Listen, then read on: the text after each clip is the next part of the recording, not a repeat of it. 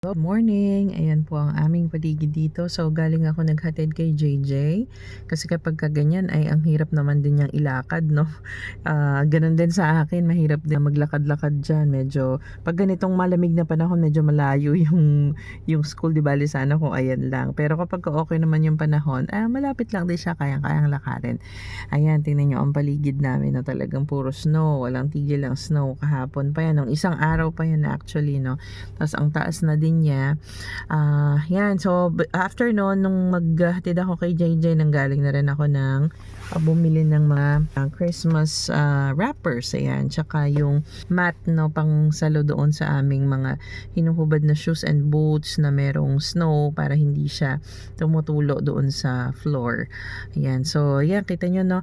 Actually, sa akin, mas favorable yung snow kaysa sa baha. 'Di ba? Sa Pilipinas talagang ang bahang-baha dyan kapag panahon ng ano. Kumbaga sa dami ng damages ba na nagagawa ng snow, compared doon sa baha, mas malaki talaga yung nasisira sa baha, 'di ba? Eto, may mga nai-stranded sa snow na sasakyan, pero pagka naman natulungan okay man. Pero yung baha kasi lalo na kapag lalo dyan sa atin, no, aabot ng lipos bahay ang baha, 'di ba? Parang wala ka namang maiiwan nun, pati mga kagamitan mo.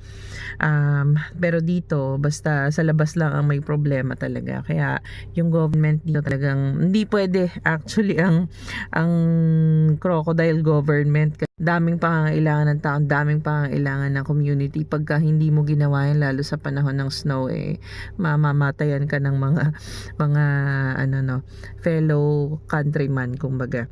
So meron siguro din, pero hindi ganyan sa atin nung garapal-garapal naman ng ano natin ng ano diyan, ng mga nanunungkulan, no, 'di ba? Na nakikita nyo naman ngayon yung mga balita. Tapos minsan ako pinapakinggan ko, minsan hindi na rin, kasi parang lalong na ano yung isip ko tsaka yung puso ko sa, biruin nyo yan, dami-daming nangangailangan ng mga Pilipino. Ang daming Pilipinong pumupunta ng ibang bansa katulad namin.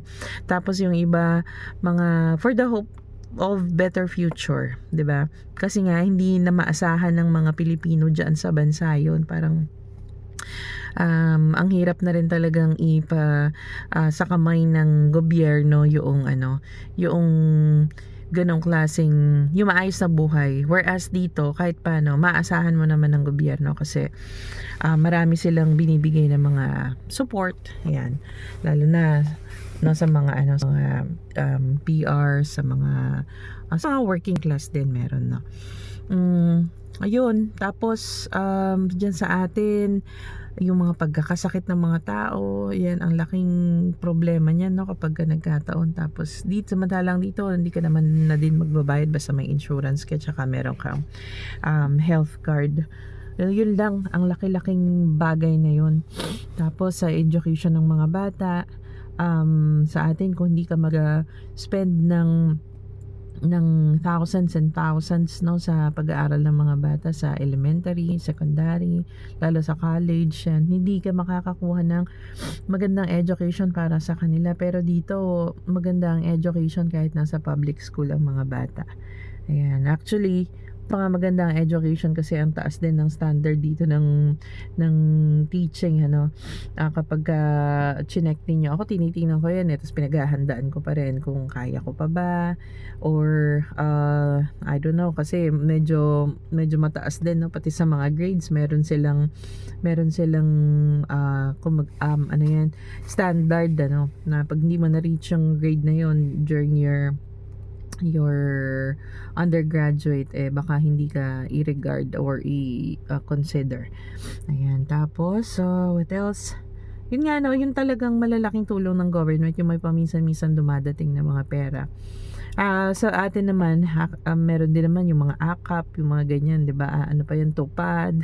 Pero yun ay konting-konti lang talaga din yung naaabutan nun. Tapos ang maganda din sana diyan, parang dito yung mga nasa working class meron din may nare-receive naman din kapareho ng mga nasa mas mababang na mas mababang income household na ano yan, mga financial na tulong from the government. Samantalang sa atin, parang yung mga working class wala, no?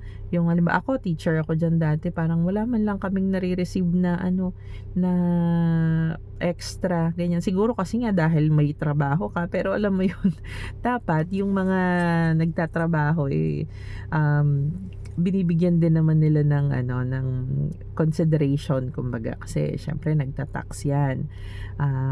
Pero parang nale-left out, parang gano'n no? Ang nakikita lang yung mga nasa ilalim kadalasan, which okay lang din naman, pero wag naman din iwanan yung mga nasa working class na. Ayan, what else? Ayun, tas dito may mga yung child benefit, yung gano'n, no? Ang laking bagay talaga nun. Samantalang sa atin hindi ka man wala.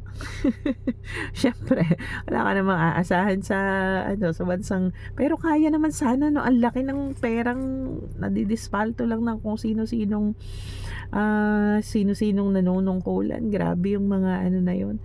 Kung ibibigay nila yan sa mga Pilipino, no, magbigay man lang sila pag may mga anak ka, meron ka mare-receive na kung magkano sa isang buwan, 'di ba? Malaking bagay na rin sana 'yon. Kaya naman din sana, no, kung hindi lang, ayun nga, kinokorakot, talagang dun lang napupunta. Ang naiiwan sa atin, para kang pag dumakot ka ng halimbawa isang sakong bigas yung ating budget, no, tapos yung kukuhanin sa atin, hindi pa yung isang dakot, yung nahuhulog na mga do sa dinakot na yun lang yung nauuwi sa mga mamamayan. Kaya hindi mo rin masisisi yung maraming mamamayang Pilipino na naghahanap ng ng magandang buhay, nagre-risk na minsan alam nila ang liit na lang din ng chance para makapunta sa mga bansang katulad na to. Nagta-take din ng risk, no?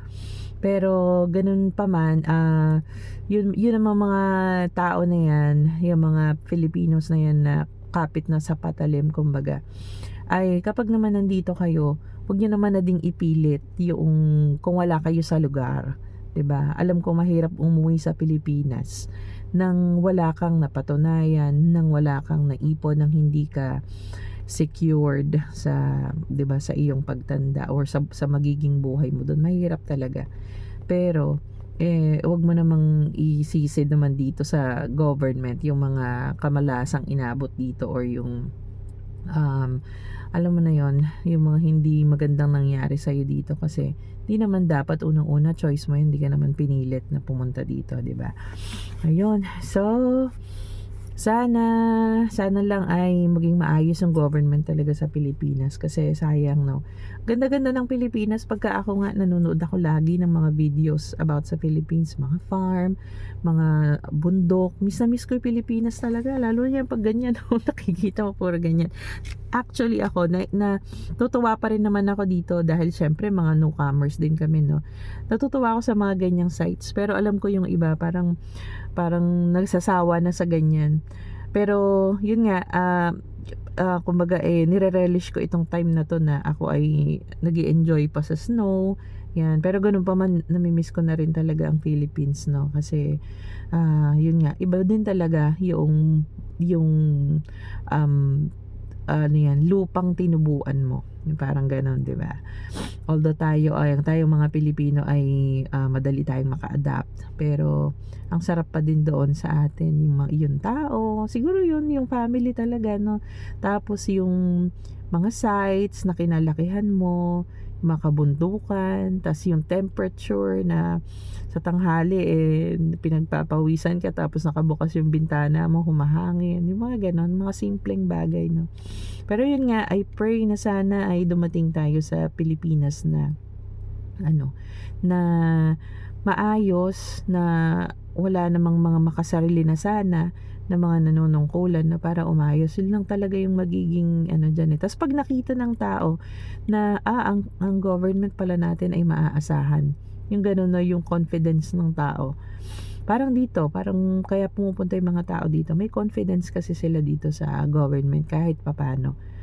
Compared naman dyan sa atin, no? Pero pag nakita yun ng karamihan sa atin, parang susunod din sila kung ano yung mga pinapatupad mo. Mas madaling pasunurin yung mga mamamayan kapag may trust sila sa government. Yung mistrust kasi ang hirap yan eh. Yan talaga yung dati na nagtuturo ako, tas parang masama yung loob ko sa ano, kasi nagtatax ka tapos yung tax mo saan napupunta, mababalitaan mo ganyan, no? May mga pagnanakaw na ginagawa, kung dami-daming mga bilyon ang napupunta sa kung saan lang, tas mga hindi maipaliwanag na funds, 'di ba? Nakakasakit naman sa puso 'yan. Tapos samantalang tayo, meron tayong mga loved ones na ginagapang natin kung sa kani-kanino natin, 'di ba yung mga naha-hospitalize na mga loved ones natin, kung kani-kanino natin nilalapit na mga politiko, mga organization na sana hindi naman na dapat. Yun lang eh, yung medical education. Kahit yung dalawa na lang ang pagbutihin talaga ng husto dyan sa atin. Yung health, ano yan, services. Yun lang talaga. Kahit yung dalawa lang na yun, okay ka na eh. Parang may confidence ka na nun. Kung biruin nyo yung mami namin nung na-hospitalize siya, may isang araw ang bill niya 80,000. Tapos inaano yun, ina-apply namin yung mga subsidy na iba sa politiko, sa mga DSWD, mga ganyan, no. Pero parang pag dito hindi mo naman na kailangan maggaganon, kasi another yun eh, stress sa iyo na nag-iintindi. Tapos instead na nakafocus ka lang dun sa pasyente mo, eh dami mo pang iniisip, 'di ba? Pero kung ganito lang din sana na lahat ay naibibigay, kahit hindi mo na hinahagilap yung fund, yung pera na ibibigay ng tama, eh 'di ba? Ang sarap gumising sa ganong klase ng Pilipinas na. Ayan. So, I hope and let's all pray na dumating yung Pilipinas sa ganyang state. And ayun, no, siguro huwag tayong mawalan ng pag-asa, kasi yun lang naman yung meron sa atin. Hope, 'di ba, na all will be better and magkaroon ng mga officials na mga, lalo na yung mga lawmakers, tapos na sila ng mga batas out dyan. And then yung mga mamamahala na maging mas malaki yung concern sa mga nasasakupan sa Pilipinas mismo, instead na yung concern sa sarili nila, 'di ba? Yun eh. Pagka nauna na yung pansarili mong kagustuhan, eh talagang mangungurakot ka. So, ayun. I hope lahat tayo ay grateful and joyful in spite of the challenges. Thank you for watching and God bless us always. Bye.